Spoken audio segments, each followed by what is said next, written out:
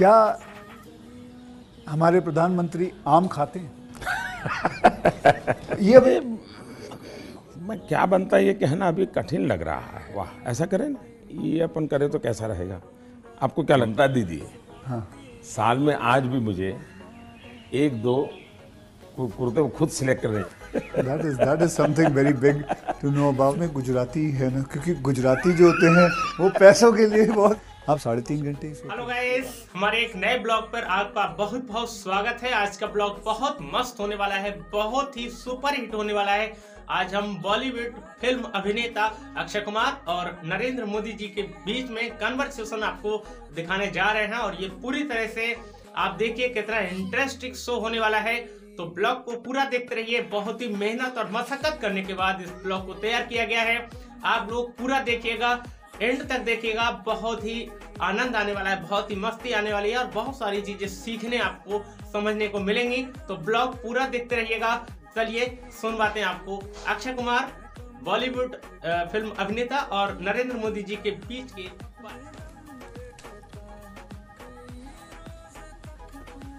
आज मैं आपको बताऊं कि मुझे मौका मिला यहाँ हमारे प्रधानमंत्री के घर पे आने का और इनसे बातचीत करने का।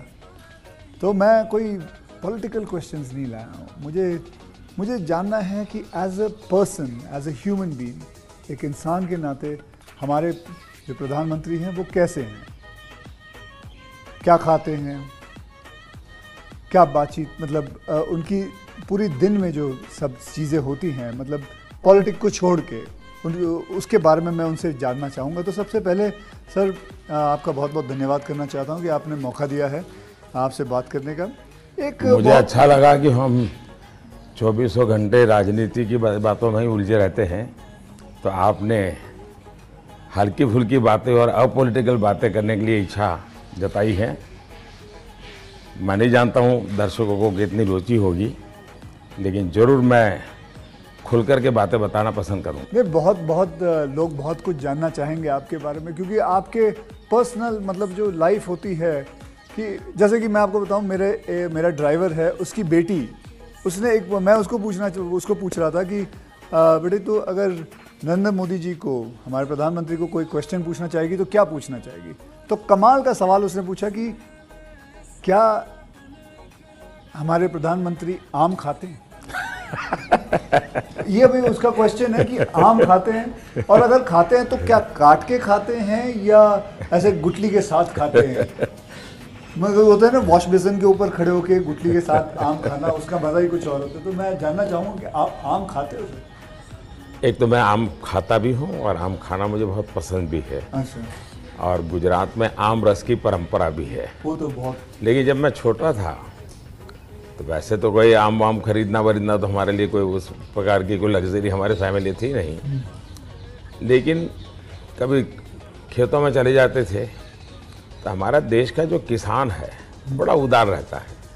कोई खेत में आकर के खाता है तो कभी रोकता नहीं है, चोरी करता है तो रोकता है। तो आम के पेड़ पर जो पके हुए आम थे वो खाना हमें ज़रा ज़्यादा पसंद था। यानी उतारने के बाद पकाया हुआ नहीं, नेचुरल कोर्स में पका हुआ। और फिर पूरा का पूरा अच्छा, तब तो ये हाइजीनिक की कोई समझ भी नहीं थी कि धोना चाहिए, टिकना करना, कुछ नहीं समझते थे, ऐसा ही अपना कर लेते थे। लेकिन बाद में जैसे जैसे बढ़े तो कई वैरायटियों के विषय में जानने लगे, आम रस खाने की आदत लगी। लेकिन इन दोनों मुझे कंट्रोल करना पड़ता है। अच्छा, अभी फिलहाल कंट्रोल? अब फिलहाल में मुझे सोचना पड़ता है कि इतना खाऊं या न खाऊं। नरेंद्र जी, मैं आपसे ये पूछना चाहूँगा कि आपने कभी सोचा था कि आप प्रधानमंत्री बनेंगे? कभी आपने सोचा था? और सोचा भी था तो कौन से साल में, कौन सी उम्र में आपने सोचा था कि मैं इस देश को चलाना चाहूँगा? कभी ऐसा विचार नहीं आया। अच्छा। और सामान्य लोगों के मन में बात गले नहीं उतरती। शायद जो बन जाते हैं सबके जीवन में ऐसा होगा। मैं नहीं मानता हूँ कि यानी कोई एकदम फैमिली ही उसी प्रकार से बैकग्राउंड वाली हो और किसी के मन में इच्छा जगती हो तो बहुत स्वाभाविक है। वरना मेरा जो फैमिली बैकग्राउंड है उसमें तो अगर मुझे कहीं अच्छी सी नौकरी की भी मिल गई, शायद मेरी माँ अड़ोस पड़ोस के लोगों को गुड़ खिला देती कि चलो भाई बेटे को वहाँ नौकरी मिल गई, क्योंकि उससे ज़्यादा हमने तो कुछ सोचा नहीं था, गांव के बाहर कुछ देखा नहीं था। ये तो ऐसे ही यात्रा चल पड़ी और देश मुझे लेता चला गया, तो अपने आप ही बनते चले गए, सब कुछ जिम्मेवारी आती गई। बहुत ही मतलब नेचुरली रहा है इसमें। वैसे मुझे मेरी दृष्टि से, मेरे व्यक्तिगत जीवन की दृष्टि से अननेचुरल लगा, क्योंकि मेरा बैकग्राउंड, मेरी दुनिया, आज की जो राजनीति का तौर तरीका, उसमें ये सब बैठता ही नहीं थी। मुझे भी आश्चर्य हो रहा है कि देश मुझे इतना प्यार कैसे करता है और इतना सारा क्यों मुझे देता रहता है। यहाँ तक मैंने पढ़ा है आप सन्यासी बनना चाहते थे, या आप सोल्जर या आर्मी में जाना चाहते थे, ऐसा कुछ भी? ये आपकी बात सही है, ये आपकी बात सही है। बचपन में मेरा एक स्वभाव था किताबें पढ़ना, लाइब्रेरी चला जाता था, तो बड़े बड़े लोगों के जीवन पढ़ना ये शौक़ रहता था। कभी फौज वाले यूनिफॉर्म में निकलते थे तो मुझे बड़ा देखता था, कभी बच्चे की तरह खड़े होकर के सैल्यूट कर देता था, मन करता था कुछ भी। इतने में 1962 का वॉर हो गया, तो हमारे यहाँ से दूर एक मेहसाना स्टेशन है मेरे गांव से, तो वहाँ स्टेशन पे सब लोग, जो फौज के लोग ट्रेनों में जाते थे, उनका बड़ा सत्कार करते थे, चाय वगैरह, तो मैं भी चला जाता था। तो जा कर के मैं भी तो मुझे बड़ा मज़ा आता था। तो मन पे हो गया कि हाँ, ये देश के लिए जीने मरने वाला रास्ता है, तो कभी उस दिशा में सोचता था। इतने में एक बार मैंने कहीं पढ़ा कि गुजरात में कोई सैनिक स्कूल है, उसमें आप दाखिल हो सकते हैं। तो हमने हमारे उस समय शायद 1 रुपया 2 रुपये से उसका सारा जानकारियाँ मंगवाते थे। अब हमें तो अंग्रेजी आती नहीं थी, तो हमारे मोहल्ले में एक स्कूल के प्रिंसिपल मिस्टर रास विहारी मणियार करके रहते थे, तो मैं उनके पास चला गया। मुझे कभी बड़े व्यक्ति से मिलने से कभी संकोच नहीं होता, तो ऐसे ही फिर चला गया मैं बाहर। ये बात सही है कि भीतर मन में था, तो मैं रामकृष्ण मिशन में चला गया। एक स्वामी आत्मस्थानंद जी हुआ करते थे, अभी उनका करीब 100 ईयर उम्र में अभी स्वर्गवास हुआ। तो मैं सीएम बना तो मेरे घर उनको फिर बुलाया मैंने, प्रधानमंत्री बना तो उनके यहाँ चला जाता था। अभी कलकत्ते में अस्पताल में थे तो 2-3 बार हो आया था मैं। तो वो बड़ा बहुत मुझे प्यार करते थे, समझाते थे जिंदगी क्या है, टिकना क्या है। रामकृष्ण मिशन आश्रम में कुछ समय रखते थे मुझे। विवेकानंद जी जिस कमरे में रहते थे उसमें मुझे घंटों तक बैठने के लिए मौका देते थे। तो ये सारे नए नए अनुभव होने लगे। फिर हिमालय की दुनिया में चल पड़ा, बहुत कुछ भटका, बहुत कुछ घुमा। ये सब 18-20 साल 22 साल की उम्र में ही करता रहा मैं, लेकिन कुछ कन्फ्यूज़न भी था, कुछ इरादे भी थे, कोई गाइडेंस भी नहीं मिल रहा था, लेकिन मन में सवाल खुद पैदा करता था, जवाब खुद ढूंढता रहता था। ऐसे भटकता यहाँ पहुँच गया। तो आपकी लाइफ को मैं अभी आपकी बात में सुन रहा हूँ, तो मुझे लगता है अगर आप प्रधानमंत्री नहीं होते तो जिस हिसाब से आप बता रहे हो तो सन्यासी ज़्यादा लगते थे, मतलब सन्यासी बन जाते थे अगर आप। वैसे मैं क्या बनता ये कहना अभी कठिन लग रहा है, क्योंकि जो सोचा नहीं वो बन गया। वो तो हमेशा होता है, मेरे साथ भी। मैं भी आपको अगर एक किस्सा सुनाऊंगा तो मेरे साथ भी ऐसा ही कुछ हुआ है। मैं क्या बनने वाला था, मैं एक मार्शल आर्ट का टीचर बनना चाहता था, कहाँ मैं फिल्मों में आ गया और फिल्मों में आते आते हीरो बन गया। मैं आपसे क्या, हमारे प्रधानमंत्री जी को मैं ये जानना चाहता हूँ, गुस्सा आता है? और मतलब क्योंकि देखिए सबको गुस्सा आता है, आई एम श्योर आपको भी गुस्सा आता है। अगर आता भी है तो उस गुस्से में आप क्या करते हो? वो गुस्सा निकालने के लिए किस पे निकालते हो और कैसे निकालते हो? मेरे लिए ये कभी कोई कहेगा कि मुझे गुस्सा नहीं आता है तो बहुत लोग को सरप्राइज होता है। आपको गुस्सा नहीं आता? मैं बताता हूँ। अच्छा। सरप्राइज होता है। इसलिए ये कहना कि राजी नाराजी गुस्सा ये मनुष्य के स्वभाव के हिस्से, जिंदगी उसके बिना हो नहीं। हर प्रकार की चीज़ें हर के अंदर होती हैं, लेकिन जो मेरा 18-22 साल की ज़िंदगी का जो एक बड़ा तबका था, वहाँ जो मेरी ट्रेनिंग हुई उसमें ऐसी बातें थी जिन लोगों से सीखता था कि आपके जीवन में स्वभाव में ईश्वर ने सब दिया है। अब आपको तय करना है कि जो अच्छी चीज़ है उसको बल देते हुए कैसे बढ़ना। तो फिर ये चीज़ें हैं जो नेगेटिविटी लाती है वो रुकती है। मैं कह सकता हूँ कि मैं इतने लंबे समय तक मुख्यमंत्री रहा, इतने समय तक प्रधानमंत्री रहा, लेकिन चपरासी से लेकर के प्रिंसिपल सेक्रेटरी तक मुझे कभी गुस्सा व्यक्त करने का अवसर नहीं आया, कभी नहीं आया। लेकिन मैं आपको बताऊं, बाहर जो आपकी छवि है वो एक बहुत ही स्ट्रिक्ट एडमिनिस्ट्रेटर के नाम पे है। स्ट्रिक्ट अलग चीज़ है। हाँ, मैं स्ट्रिक्ट हूँ, डिसिप्लिन हूँ, लेकिन मैं किसी को नीचा दिखा करके अपमानित करके काम नहीं करता। मैं उसको प्रेरित करता हूँ। कभी कोई चीज़ है तो मैं खुद हेल्पिंग हैंड के रूप में खड़ा हो जाता हूँ। मान लीजिए कोई ड्राफ्ट लेकर के आया, तो एक तो तरीका होता है भाई क्या ले आया, दूसरा होता है वाह ऐसा करें ना, ये अपन करें तो कैसा रहेगा, आपको क्या लगता है ये करें तो कैसा होगा। तो क्या होता है, मेरी 10 मिनट पहले ही इन्वेस्ट हो जाती है, लेकिन वो मुझे समझ पाता है। तो अगली बार जब वो आता है तो मुझे मेरा समय ही नहीं जाता, वो मेरी कल्पना के अनुसार चीज़ लेकर के आ जाता है। तो एक प्रकार से मैं कोई लेके आता है तो उसमें से सीखता भी हूँ और सिखाता भी हूँ, और मैं अपनी टीम बनाता चल जाता हूँ। तो मेरे प्रेशर हैं, स्ट्रेस हैं, वो नीचे नीचे नीचे डिवाइड होते चले जाते हैं। तो मेरे पास कुछ बचता ही नहीं है। तो मतलब आपको इतना गुस्सा नहीं आता? मैं अंदर तो होता होगा, मैं व्यक्त तो करने से अपने आप को बहुत रोक लेते हो।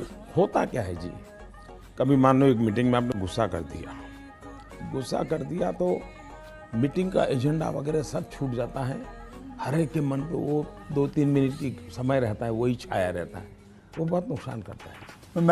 जैसे मुझे गुस्सा आता है तो मैं आपको बताऊं, गुस्सा एक निकालना बहुत अच्छी बात है। मैं छोटा मुँह और बड़ी बात, मैं आपसे बहुत छोटा हूं, और मैं कहूंगा कि आप है ना गुस्से को जो है अंदर ना रखें, उसे निकालें। जैसे मैं निकालता हूं, क्या करता हूं, एक बॉक्सिंग बैग घर पे रखा हुआ है, जितना हो सकता है सुबह 4:30-5 बजे मार लेता हूं और अपना गुस्सा निकाल लेता हूं, और फिर थक हार के बस या कभी समुद्र किनारे चला जाता हूं और जोर से चीखता हूं, कोई भी नहीं होता है। नहीं, इसके लिए एक अलग तरीका है। अच्छा, मन की स्थिति के लिए। ओके।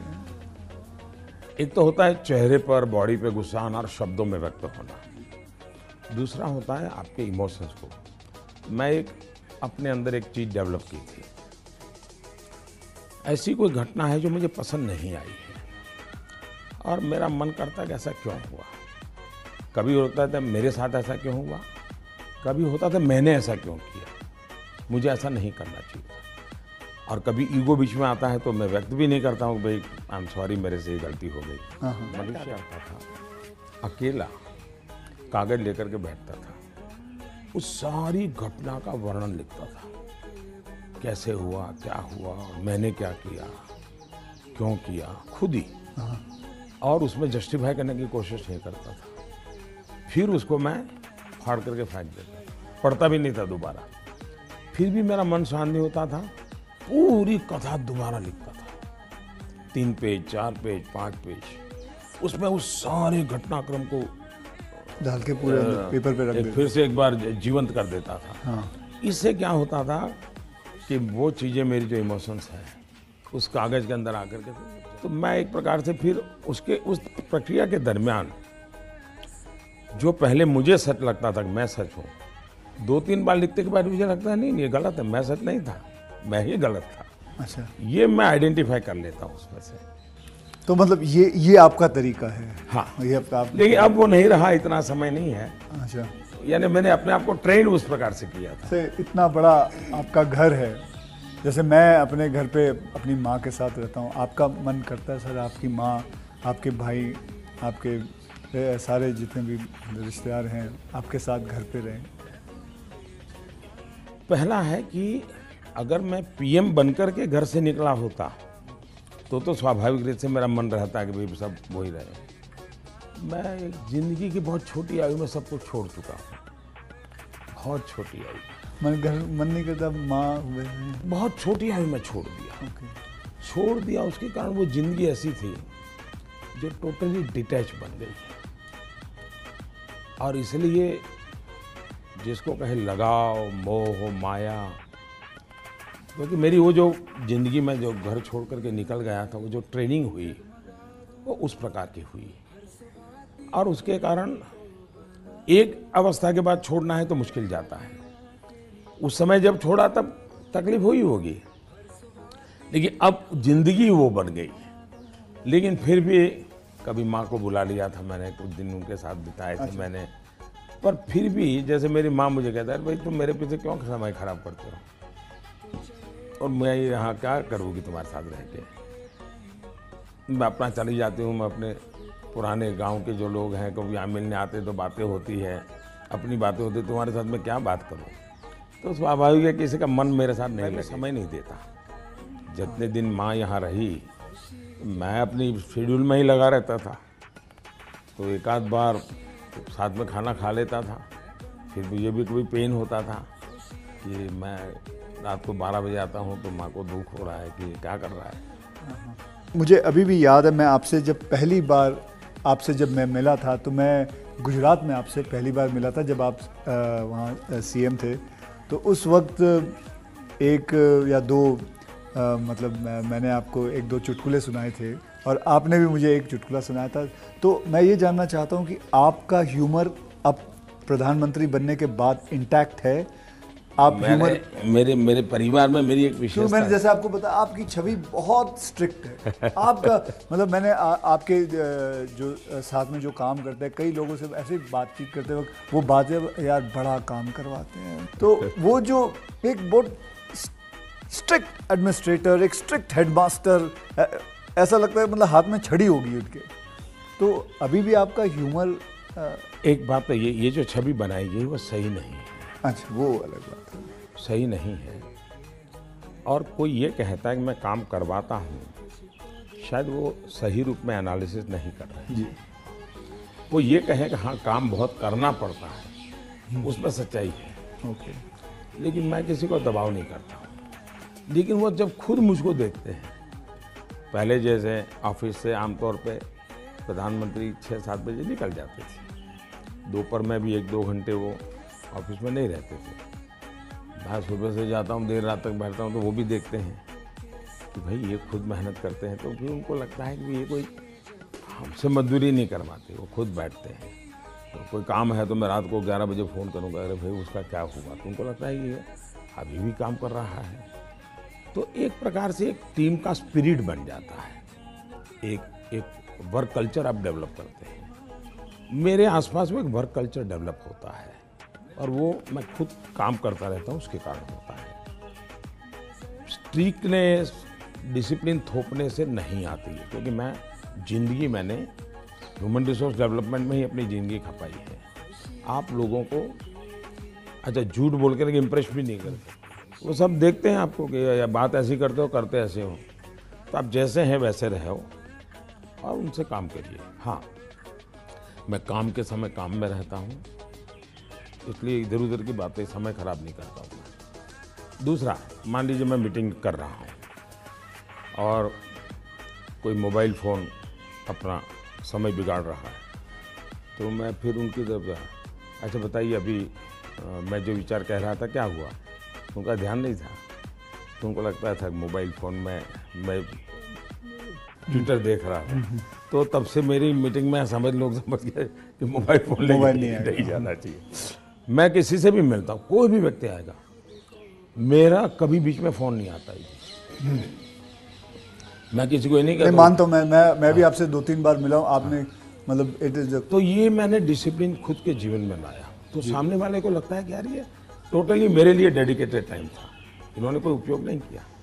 इन चीज़ों का एक प्रभाव पैदा होता है। जहाँ तक ह्यूमर का सवाल है, मेरे परिवार में हमेशा एक कल्पना थी, कभी पिताजी राजी नाराज़ी हुए हो, कभी छोटी मोटी हो, तो हमेशा मैं पूरे माहौल को एक आधे मिनट में हंसा कर स्वभाव था।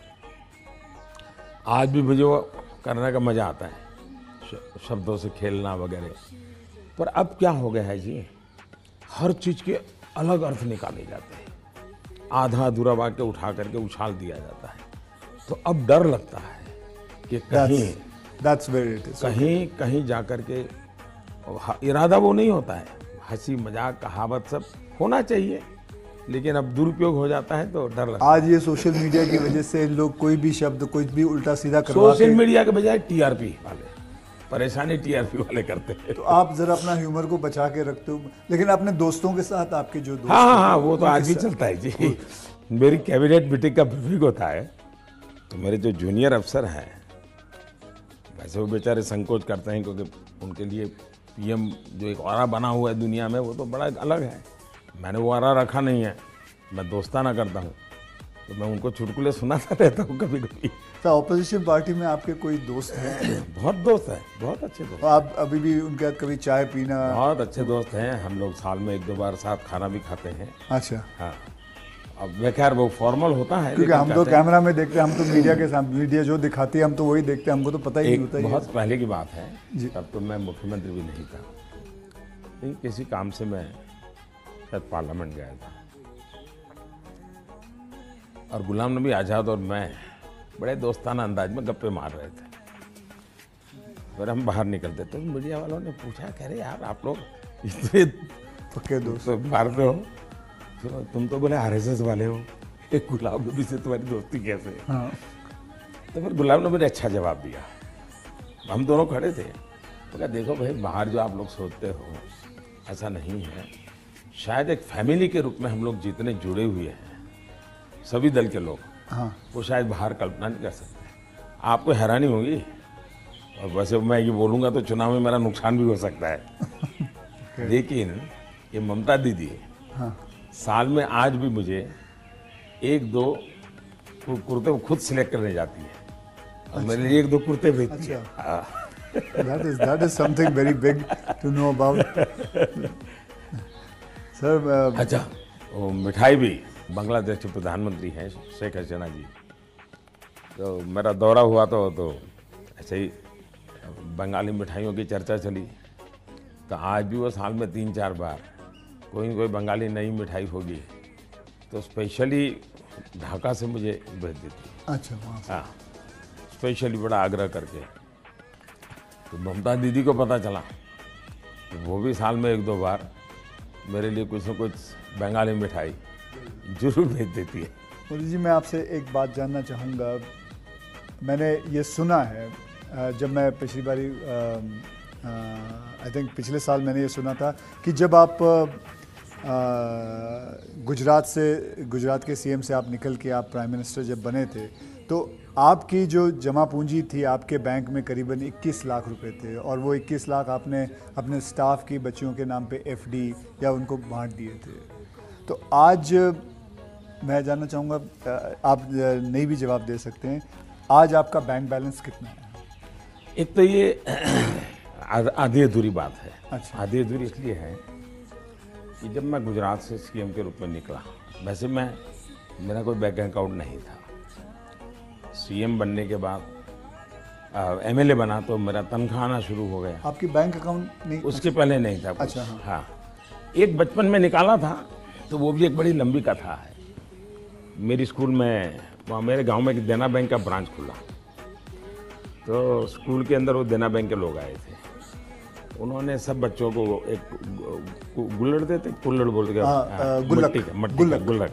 गुल्लक दिया, और बच्चों को कहा भाई इसमें आपको पैसे डालना है और हर महीने बैंक में जमा कराना, आपके नाम से पैसा जमा हो जाए। तो हमने भी बैंक अकाउंट उसमें खुलवा दिया। अब हमारे गुल्लक में तो कुछ आया ही नहीं। अच्छा। आने वाला कुछ था ही नहीं, तो क्या आएगा? तो हम तो कभी पैसा जमा नहीं कराया।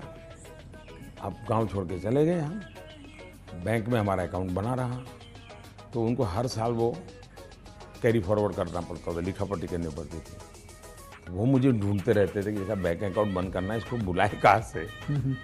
तो शायद 30-32 साल तक वो बना रहा, और उनको कहीं पता चला बाद में कि मैं अब पॉलिटिक्स में हूँ, तो बैंक वाले मेरे पास आए, बोले साहब जरा सिग्नेचर कर दीजिए, आपका एक बचपन का बैंक अकाउंट पड़ा हुआ है, हमको बंद करना है। अच्छा।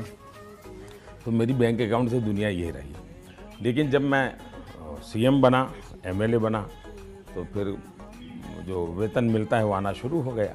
मैंने तो कभी वो देखा नहीं है, मेरा स्टाफ देखता था। जब मैं निकला वहाँ से तो मैंने हमारे अफसरों को बुलाया।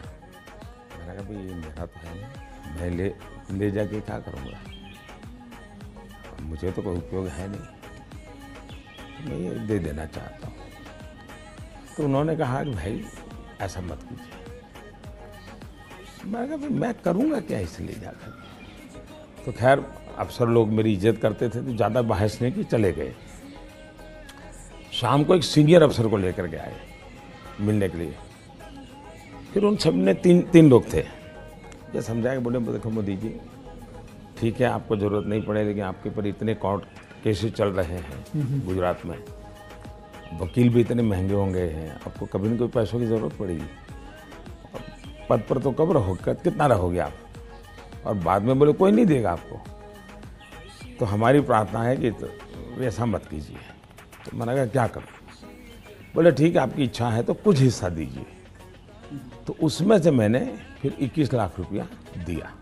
अच्छा, उसमें से? हाँ, ओके। मेरे अपने जेब से दे दिया। और मैंने कहा कि ये जो हमारा सेक्रेटरीट है उसमें जो ड्राइवर है, हाँ, प्यून है, उनकी खास करके बच्चियाँ, उनको ये शिक्षा दीक्षा के लिए खर्च करना। अभी वो फाउंडेशन शायद बनाया हुआ है गुजरात सरकार ने, और उसमें से वो मदद कर भी रहे हैं। फिर वहाँ मुझे एक सरकार की तरफ से एमएलए को एक प्लॉट मिलता है, ओके, पैसों से मिलता है लेकिन कम पैसों खर्चे में, हाँ। वो प्लॉट मिला। तो मैंने पार्टी को कहा मैं आपको दे देना चाहता हूँ, मुझे कुछ चाहिए नहीं। तो मेरी वो प्रक्रिया चल रही थी। फिर पता चला कि वो मामला तो कहीं सुप्रीम कोर्ट में लटका पड़ा है, शायद वो ज़मीन किसी को दे नहीं सकते, इस प्रकार का कुछ है। मुझे पूरा याद मालूम नहीं क्योंकि मैं इस चीज़ों में रुचि नहीं लेता। लेकिन जब भी वो क्लियर हो जाएगा तो मैंने वो भी पार्टी को देना तय किया हुआ है। साहब सच में गुजराती है ना, क्योंकि गुजराती जो होते हैं वो पैसों के लिए बहुत सही रहते हैं। मतलब मैं नहीं मानता कि मतलब आपने अपना प्लॉट दे दिया, अपने पैसे दे दिए, तो आप, क्योंकि मैं आपको अगर आप इजाज़त दें तो मैं एक छोटा चुटकुला सुनाना चाहता हूँ। जी जी जी। एक गुजराती आदमी था, बुज़ुर्ग आदमी था, वो मर रहा था। तो वो कहता है मेरी गुजराती ज़रा इतनी ठीक नहीं है, लेकिन वो कहता है कि मारो दीकरो क्यों छे, मतलब मेरा बेटा तो बेटा अगर डैडी हूँ यहाँ छू, मारी दीकरी क्या छे, डैडी हूँ यहाँ छू, मेरी बीवी कहाँ है, मैं भी यहाँ हूँ, आप तीनों यहाँ हैं तो दुकान पे कौन है?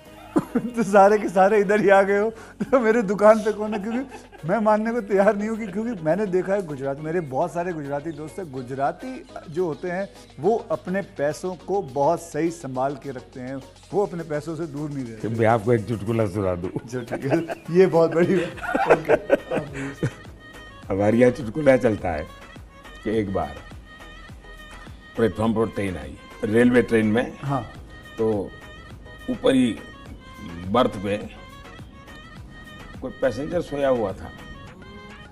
उसने देखा स्टेशन आया तो उसने खिड़की में आवाज़ लगा के बाहर किसी को पूछा कि भाई कौन सा स्टेशन आया। तो उसने कहा 4 आना दोगे तो जवाब दूंगा। तो पहले जवाब की जरूरत नहीं, अहमदाबाद होगा।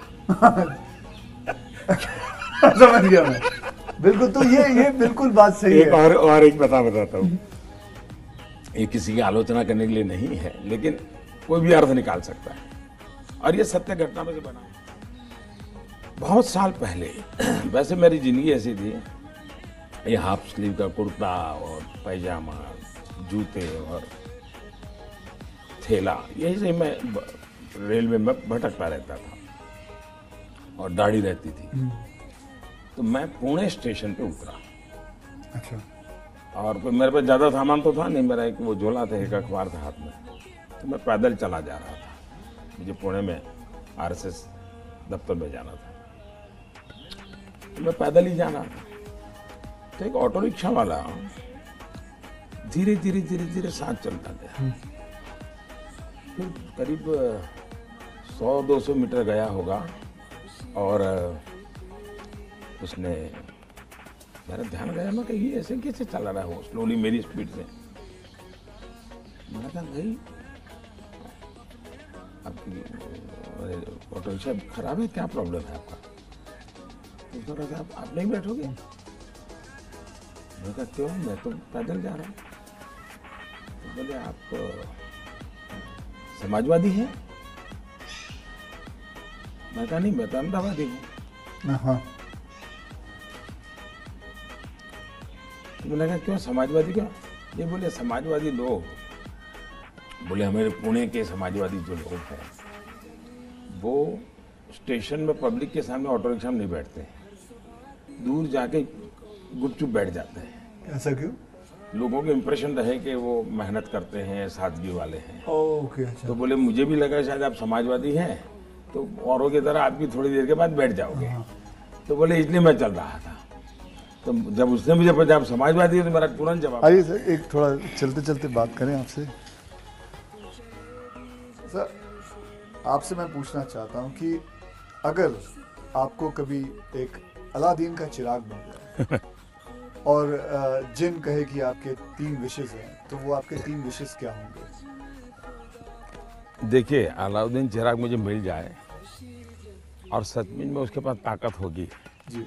तो मैं उसे कहूँगा कि तुम जितने भी ये समाजशास्त्री हैं या जो एजुकेशनलिस्ट हो, उनके दिमाग में भर दो कि भावी पीढ़ी को ये अलाउद्दीन चिराग वाली कथा सुनाना बंद करें कि ऐसा कोई अलाउद्दीन होता है और इच्छा उसको मेहनत करना सिखाओ। मैं कभी एक्सपेक्ट नहीं कर रहा था आप ये जवाब दोगे। मुझे लगा आप कोई 3 विशेष आप सोचोगे कि क्या है 3 विशेष, लेकिन ये एक बहुत ही सही तरीका है। आलसपना जो होता है वो यही चीज़ों से आता है। यार आई विश मुझे ये मिल जाए, बैठे बैठे मिल जाए। तो ये जो आपने जो किया हुआ है, ये जो कहा हुआ है, बिल्कुल सही कहा हुआ है। ये मूलतः बाहर से आई हुआ चिंतन है जी, मैंने रिसर्च नहीं किया है। हाँ। ये हमारे यहाँ मूल चिंतन ऐसे नहीं है। मूल चिंतन तो हमारे यहाँ परिश्रम का है जी। हमारे यहाँ ये नहीं है कि भाई ऐसे ही कुछ आकर को कोई दे देगा, ऐसा नहीं है जी। एक ना एक दिन तो सभी को रिटायर होना होता है, आपको भी रिटायर होना पड़ेगा। तो आपने कभी पोस्ट रिटायरमेंट प्लान सोचा है कि आपने जब ये सब कुछ ख़त्म हो जाएगा, मतलब आप पॉलिटिक्स से संन्यास ले लेंगे, तो आपके आगे जाके आपने क्या करना? एक बड़ा हम लोगों की एक मीटिंग थी इनर सर्कल की। अटल जी थे, आडवाणी जी थे, राजमाता सिंधिया जी थी जी, सिकंदर बख्श साहब थे, प्रमोद महाजन भी थे और उसमें सबसे छोटी आयु का मैं रहता था। तो बातें चली, उसमें से ऐसे ही अभी मीटिंग शुरू होना बाकी था, ऐसे गप्पे चल पड़े कि भाई रिटायरमेंट के बाद क्या करेंगे। तो सबने कुछ न कुछ अपना बताया। प्रमोद महाजन इसको बड़ा लोगों को खुद करके निकालते थे।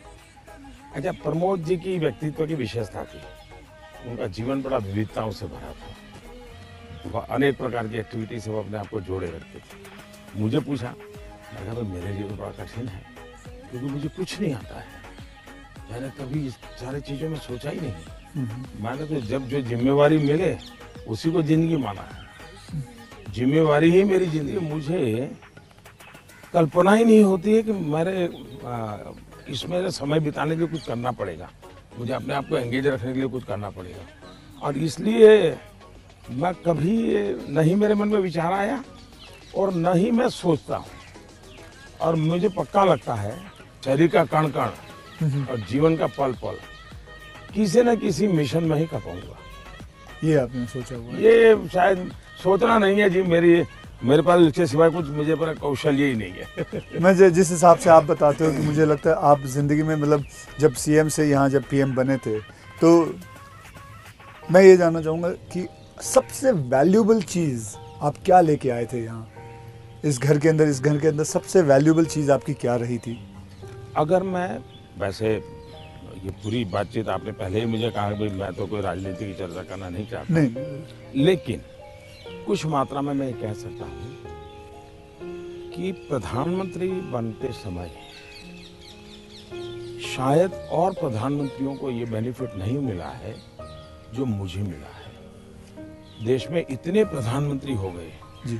इतने प्रधानमंत्रियों को ये बेनिफिट नहीं मिला है जो मुझे मिला है। वो ये है कि मैं लंबे अरसे तक मुख्यमंत्री रह के आया और मैं गुजरात का लॉन्गेस्ट सर्विंग चीफ मिनिस्टर होने के नाते आपको बारीकियों से जुड़ना पड़ता है, बारीकियों से काम करना पड़ता है। आपको इश्यू आपके सामने सीधे आते हैं, सॉल्यूशन आपको सीधा करना पड़ता है। ये तजुर्बा शायद मेरे पहले के किसी प्रधानमंत्री को नहीं मिला। इतना सद्भाग्य नहीं मिला। देवगौड़ा साहब मुख्यमंत्री रहे थे, लेकिन बहुत अल्पकाल के लिए। मैं बहुत लंबा रहा हूं। मैं समझता हूं कि इसने मुझे देश की सेवा करने के लिए बहुत बड़ी संबल दिया, बहुत बड़ी ताकत दी। ये मैं अपना एक मान सकता हूं कि वहां से मैं लेकर के आया, ये जो देश के काम आ रहा है। आप जैसे मैं जानता हूँ, जैसे मैं आपके एक स्टाफ मेंबर से भी बात कर रहा हूं, 3 या 4 साढ़े 3 घंटे ही सोते हैं। मतलब 7 घंटे तो सोना एक अमूमन एक शरीर को चाहिए। आप 3.5 घंटे ही सोते हो। ये बात आपकी सही है। मेरे जो जितने मेरे साथी हैं, जानने वाले लोग हैं, या हमारे जो अब सरकार में आया हूँ तो डॉक्टर भी रहते हैं, उन सबका मेरे से एक ही आग्रह रहता है कि मेरी नींद में बढ़ाओ। राष्ट्रपति ओबामा जब मुझे मिले तो वो भी सबसे पहले मेरे से इसी के मूल बन गए। तो मुझे कि क्यों ऐसा करके बुलाते हैं, तो तू ऐसा क्यों करता है? मुझे आज पता नहीं है, ये तेरा नशा है काम का, तुम करते रहोगे, लेकिन तुम बहुत तुम अपना नुकसान कर रहे हो। और वो जब भी मिलते हैं, तुम मेरी बात मानते हो नहीं मानते हो, कोई नींद बढ़ाई नहीं बढ़ाई। अब पता नहीं मेरा एक बॉडी साइकिल ऐसा हो गया है। मतलब आपको नींद आती नहीं है 3.5-4 घंटे के? नहीं, नींद जो है मेरी इतने कम समय में पूरी। स्ट्रेस की वजह से तो आप उठ नहीं जाते हो कि अब मुझे काम? नहीं, नॉर्मली देखा है आपने, कोई भी व्यक्ति उठता है, हाथ पैर इधर उधर करता है, आंखें ऐसे करता है। मेरा कुछ नहीं, आंख खुलती है, फ्रिक्शन ऑफ सेकंड मेरा पैर जमीन पे होता है, मैं उठ जाता हूँ। उठता मैंने बिस्तर से भी बाहर होता हूँ। अब ये हो सकता है वो मेरी जो 18-22 साल के कालखंड में जिस जिंदगी को मैं जी रहा था जी, उसमें से शायद ये डेवलप हुआ है। अब वो मेरे शरीर का वो हिस्सा बन गया है। तो, अच्छा। लेकिन मैं, जैसा आपने कहा रिटायर्ड होने के बाद क्या करोगे, तो पहला काम मैं नींद कैसे बढ़ाऊं, इस पर सोचूंगा। कहाँ बैठोगे? आज आपके सारे कागज पड़े हैं। कोई बात नहीं।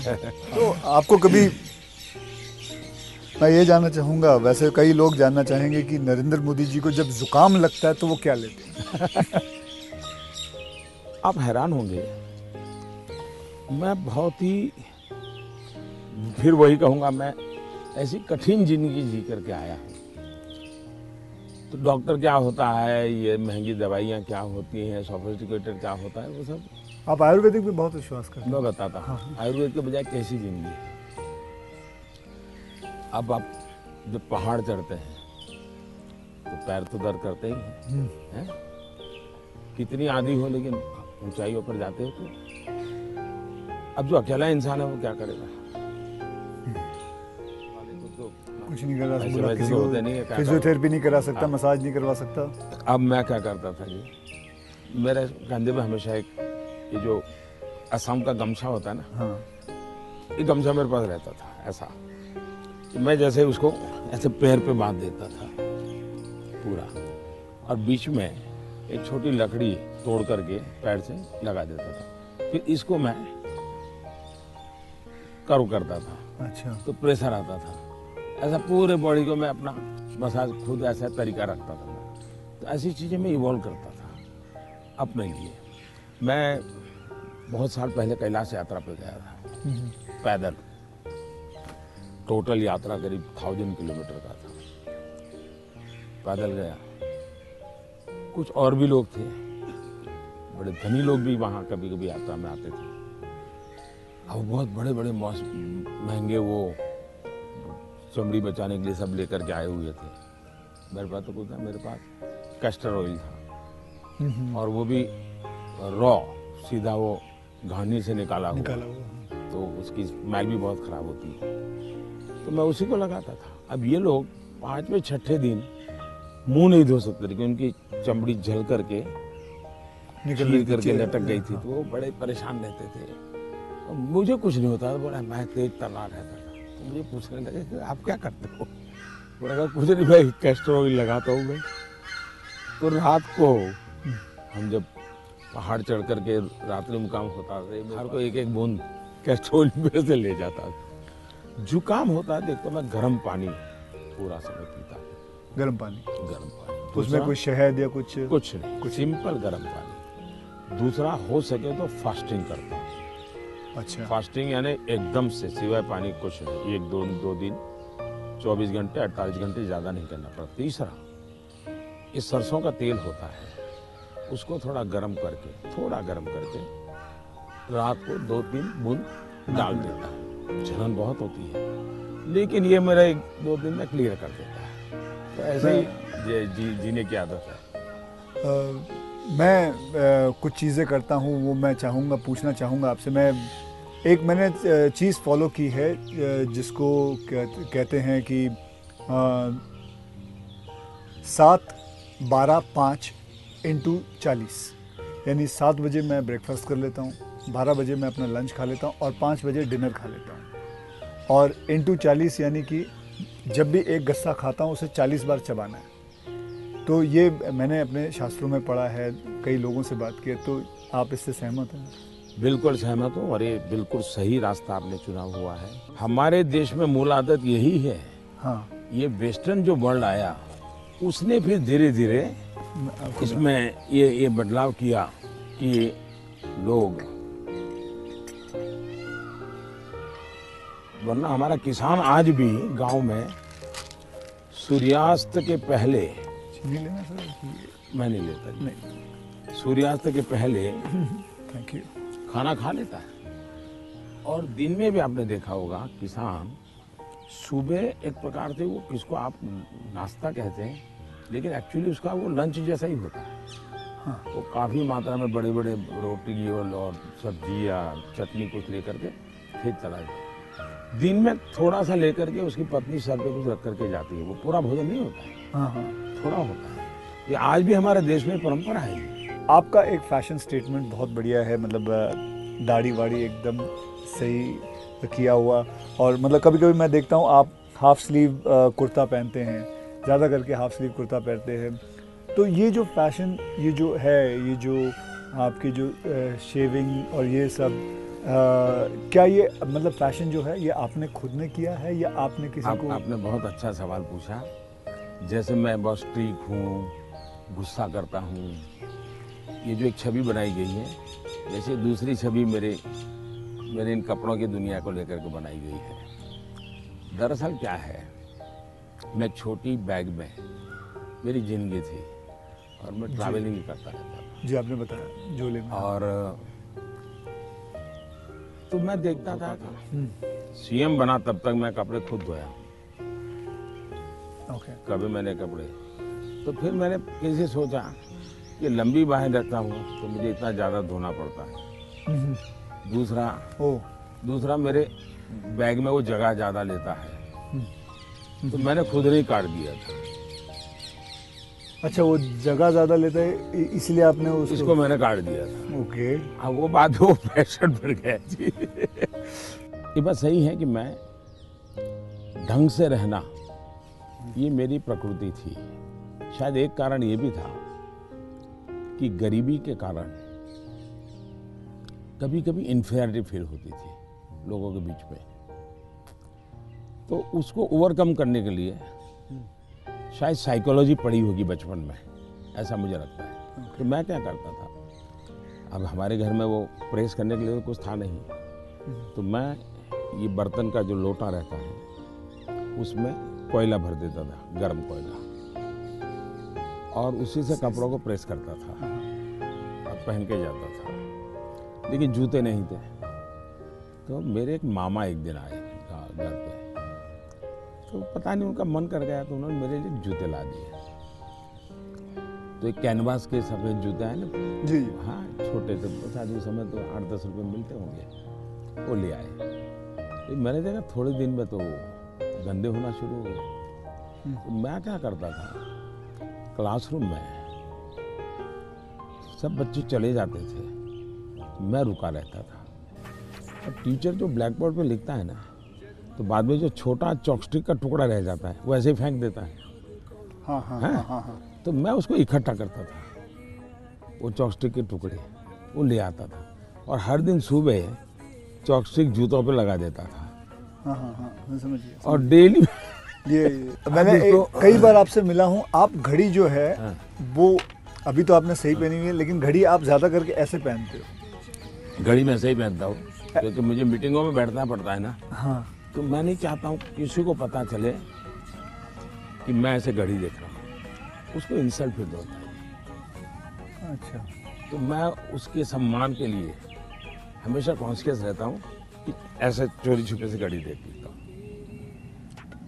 आप कोई बैठा है बात कर रहा है और घड़ी देखते हैं, तो मतलब कि आप उसको इशारा करोगे बहुत हो गया, जाओ। तो आप ऐसे रखते हो? हाँ, तो ये मेरे मन में ऐसा है कि ये किसी का एक प्रकार के हिडन वे में, मतलब बहुत माइन्यूटली आप लेकिन आप मानते हो, मैंने आपको ऑब्जर्व किया कि आप घड़ी उल्टी पहनते हो। मैं देखा था कई बार देखा आपने कि आप घड़ी उल्टी पहन के। सही देखा।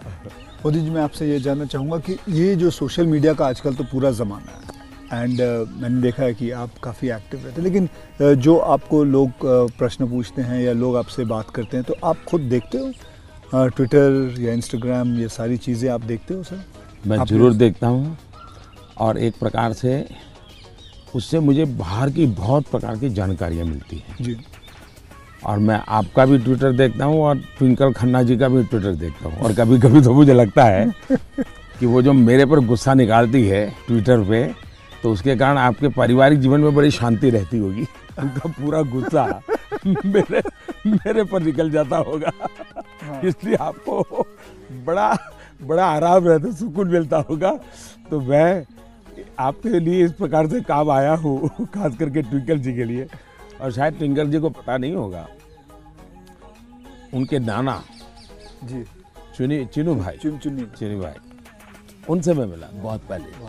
और कारण क्या था, ये बड़ा इंटरेस्टिंग है। गुजरात में एक बहुत बड़ा अकाल पड़ा था, तो हम लोग कुछ न कुछ सामाजिक काम करते थे। उसमें हम लोगों को ये बटर मिल्क के केंद्र चलाते थे, छाछ पीने के लिए गर्मी में लोगों को। हाँ। बटर मिल्क, तो वो मूल सुरेंद्रनगर जिले में हम बहुत बड़ी मात्रा में करते थे। तो उस एक कार्यक्रम में मुंबई में एक सज्जन थे, मिठाई के बहुत बड़े व्यापारी थे, नाम तो मैं भूल गया, वो उनको लाए थे और उन्होंने डोनेशन भी दिया था। हाँ।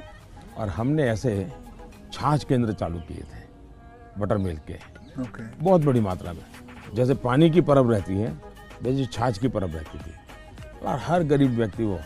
तो उस समय मैं उस सेवा के काम में लगा था, और उस समय इनके नाना जी वहाँ आए थे, तो उस समय मेरी उनसे मुलाकात हुई थी, काफ़ी बातें हुई थी उनके साथ। तो मेरा उस प्रकार से उनसे परिचय रहा है। तो आप मतलब खुद भी पढ़ते हो और लोगों को? बिल्कुल, मैं पढ़ता भी हूँ और मजा लेता हूँ। आपको वैसे मैं जब आप अपने ऊपर कोई मीम्स बने हुए देखते हो, जो सोशल मीडिया पे मीम्स आते हैं, तो वो मीम देख के आपको हंसी आती है? वैसे आपने कहा गुस्सा तो आता नहीं ज़्यादा करके, लेकिन वो जो मीम्स आप देखते हो तो आपको कैसा लगता है? जैसे देखो, मैं कुछ 4-5 मीम लेके आया हूँ, ये देखिए। ये लिखा है, this T seller can give nation unity, equality, safety, prosperity. तो ये एक है, इसमें लिखा हुआ है, चटनी के बिना ढोकला है बेकार, अब की बार मोदी सरकार। ये देखिए, मेरे ही सारे फ्रेटर्निटी के लोग आए थे, आपसे मिले तो सबके चेहरे यहाँ लगा दिया जय श्री राम। ये आपने देखा कभी? ये मैंने नहीं देखा, ये आज देख रहा हूँ। अच्छा, ये नहीं देखा आपने?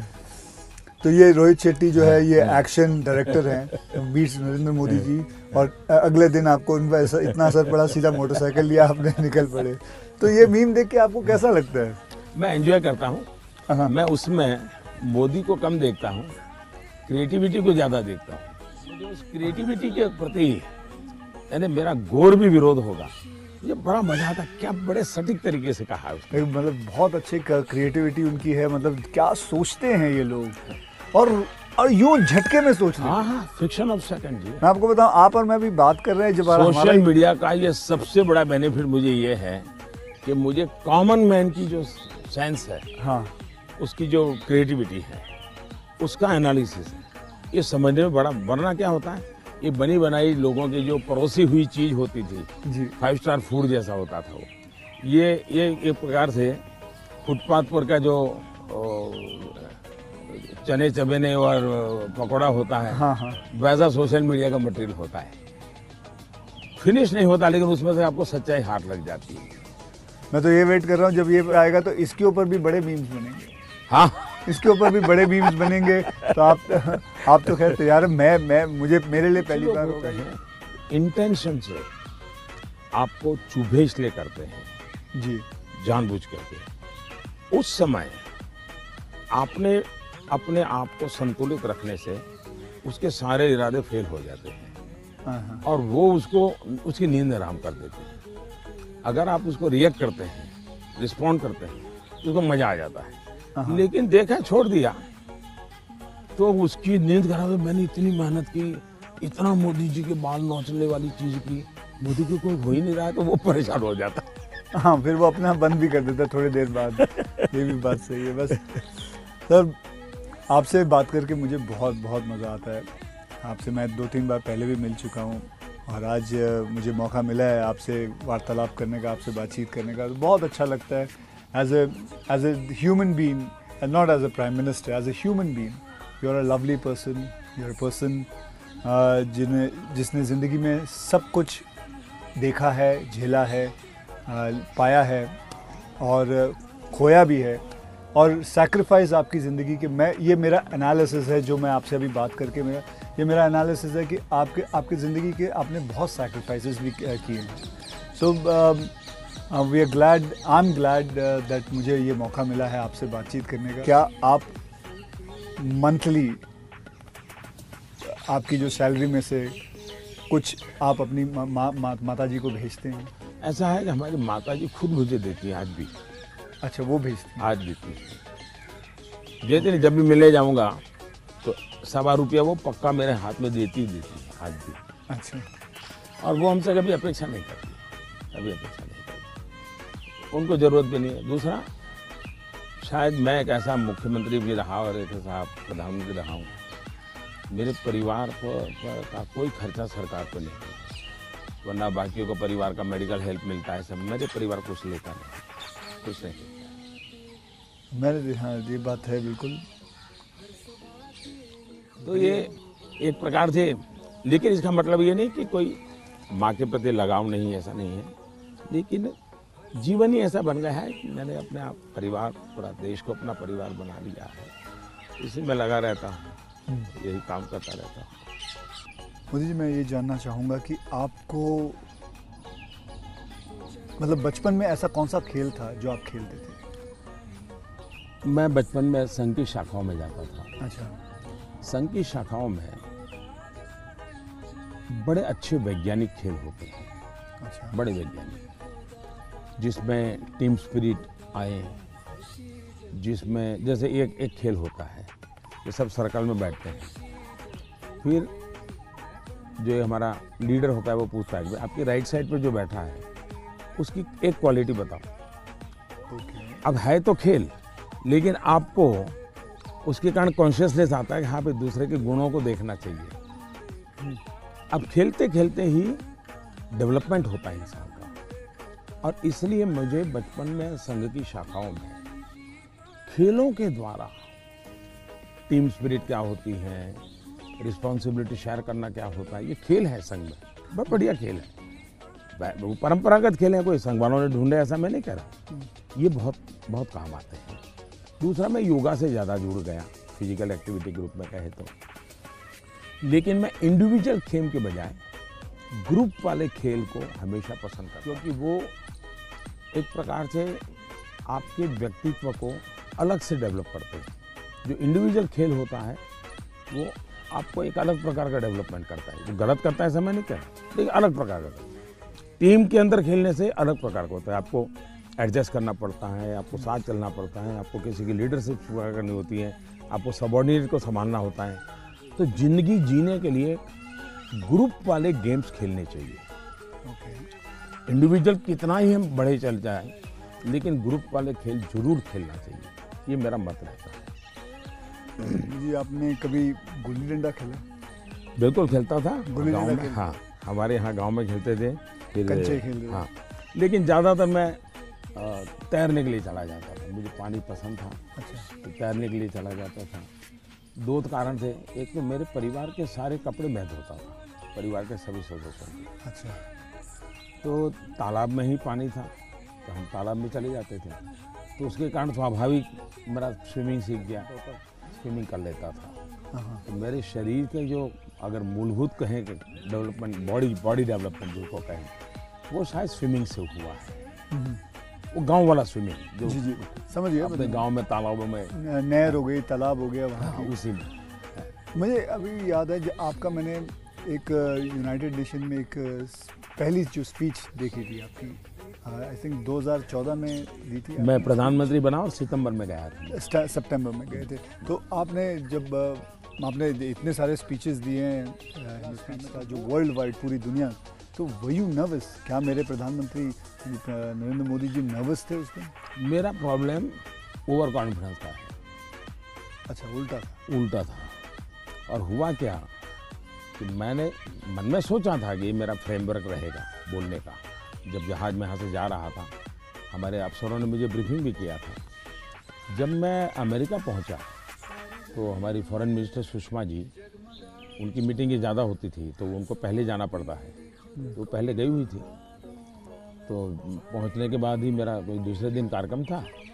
तो मेरा नेचर है, मैं होटल से उतरता हूं तो पहले मीटिंग कर लेता हूं। तो ब्रीफिंग के लिए सब बैठे थे। तो सुषमा जी ने पूछा कि साहब आपका भाषण वगैरह, मैंने कर लेंगे, क्या है। तो वो अड़ गई। उन्होंने बड़ा आग्रह नहीं कि बोले साहब ऐसा नहीं चल सकता। अच्छा, अफसर लोग बोल नहीं पाते थे मुझसे, किसी ने मुझे कहा भी नहीं था। यहाँ एक्सटेम्पो भाषण नहीं करना चाहिए, बोले लिखित स्पीच होना चाहिए।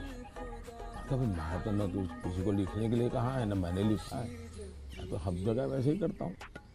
खैर, काफ़ी दिन हमारी आधा घंटा तक बहस होती रही, लेकिन उन्होंने बिल्कुल पकड़ कर नहीं साहब इसमें आपकी नहीं चलेगी, आपको मानना पड़ेगा।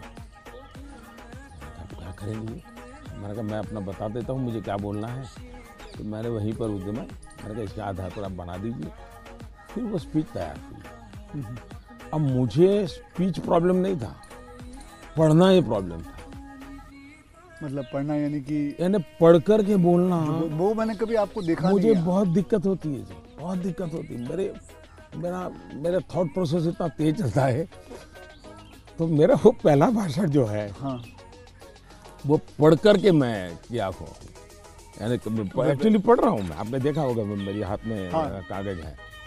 तो ये अच्छा, सबसे पहले मुझे नेपाल प्रधानमंत्री बनने के बाद तो वहाँ भी मैं एक्सटेम्पो बोल दिया था, और वो भाषण आज भी मशहूर है। आज भी मशहूर है भाषण, नेपाल में पहला भाषण था। तो एक्सटेम्पो वाला भाषण आपका हमेशा, मैंने कभी वैसे देखा नहीं। तो मेरे लिए फिर वो ये इस प्रकार की जो मीटिंगें होती हैं, उसमें ये बहुत आवश्यक हो गया। बाद में मुझे भी ध्यान में आया कि भाई ये देश का मसला होता है, कोई इधर उधर शब्द न चला जाए। तो फिर खैर मुझे उस डिसिप्लिन को फॉलो करना चाहिए। लेकिन मेरे पहले भाषण का मेरा अनुभव ये है। फिल्में देखते हैं? अभी नहीं देख पाता हूँ। लास्ट फिल्म कौन सी थी? लेकिन मेरे गांव में एक थिएटर था जी, और मेरा एक दोस्त था दशरथ करके, उसके पिताजी थिएटर के बाद सिंह चना बेचते थे। अच्छा। और हम गांव वाले उनको लक्ष्मण भाई थिएटर वाला बोलते थे। वो बेचते थे तो चना से, तो उनसे हमारा परिचय था। तो हम वहाँ जाके बैठते थे, और अगर थिएटर में दर्शक कम है और जगह बची है, तो फिर वो थिएटर के बाहर ही बैठते थे। तो मालिक को कह देते कि जरा इन बच्चों को बिठा दो ना। तो फिर वो मुफ्त में हमको थिएटर में जाने का मौका मिल जाता था। वो लक्ष्मण भाई जो सिंह चना बेचते थे उनके कारण। तो मैं और हमारा वो दोस्त है दशरथ, तो हम दोनों जाके बैठ के मूवी देखते थे। तो बचपन में मूवी देखने का यही एक हमारा तरीका था। बाद में तो ज़िंदगी ऐसी बन गई तो मौका नहीं मिलता, लेकिन शायद एक अमिताभ बच्चन जी आए थे जब मैं सीएम था, तो उनका बड़ा आग्रह था एक पाँच फिल्म शायद जी बिल्कुल। तो देखने के लिए उनके साथ में चला गया था। एक बार अनुपम जी खैर आए थे, उन्होंने टेररिज्म को लेकर के एक फिल्म बनाई थी, सीएम था, टेररिज्म को लेकर के एक फिल्म बनाई थी, वेडनेसडे शायद, हाँ वेडनेसडे, हाँ, तो वो मैं उनके साथ देखने चला गया था। तो ऐसा कुछ हुआ है, लेकिन वो भी ज़्यादा लेकिन पीएम बन के बिल्कुल नहीं, अब तो आपके वक्त भी नहीं मिलता, बिल्कुल नहीं कर पाया। अब आपने बिल्कुल नहीं कर पाया। क्या मैंने एक फिल्म बनाई थी, आपको मैंने हल्का सा कुछ बताया भी था पहले कि टॉयलेट एक प्रेम कथा पे फिल्म बनाई थी, और मैं खुद देख नहीं पाया, लेकिन मैंने लोगों को बहुत कहा वो कि देखो भाई सामाजिक जीवन पर कैसे फिल्में चल सकती है और बन सकती हैं। हाँ वो कमर्शियल हिसाब से मैंने पूरे बनाए थे, बल्कि गाने वाने वगैरह ये माँ पिता सब कुछ उसमें रखा हुआ था, और नहीं मैसेजिंग, सोशल मैसेजिंग था, वो अच्छा था। हाँ तो खैर वो तो मैंने रियल लाइफ में किया था, लेकिन आपने रियल लाइफ में करीबन 9 करोड़ से भी ज़्यादा टॉयलेट्स बनाए हैं, तो ये तो मतलब ऐसा कैसा हो गया जैसे कि आपने जैसे ही आप प्राइम मिनिस्टर बने तो सबसे पहले आपने स्वच्छता के ऊपर बात की, टॉयलेट्स के ऊपर बात की, तो आपको वो डर नहीं लगा कि आप पहली बार मतलब आप प्राइम मिनिस्टर बन रहे हैं और सबसे पहला मतलब द फर्स्ट फ्यू मुद्दा इसी पे रखा हुआ है, स्वच्छता पे रखा हुआ है, स्वच्छता आपके लिए बहुत मायने रखती है? मैं मेरे जीवन में मैंने गांधी जी वगैरह जो पढ़ा है, और कुल मिला के मैं देखता हूँ कि हमारे देश में बीमारी, गरीबी, इन सब की चीज़ों के साथ हेल्थ बड़ा सबसे बड़ा विषय है। लेकिन प्रिवेंटिव हेल्थ के लिए 2 चीज़ें मैं देखता हूँ, एक स्वच्छता और एक फिटनेस।